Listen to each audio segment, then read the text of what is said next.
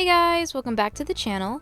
Today, I'm going to be doing a review on the new Monster High Wave 2 Funko Pops. I found these at Hot Topic for $12.50 each, but they were having a buy one get one 50% off sale. First are their boxes. Their boxes are like your average Funko Pop boxes, but with Monster High designs and backgrounds. This line in particular is Pop Retro Toys, which makes me feel really old. Now let's open them up.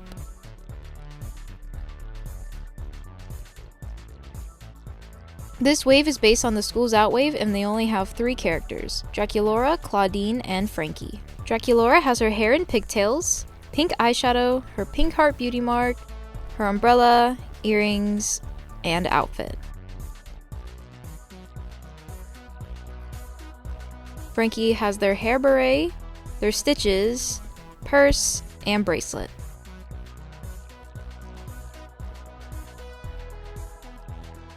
Claudine has her hair in a ponytail, and she also has her purse and long boots.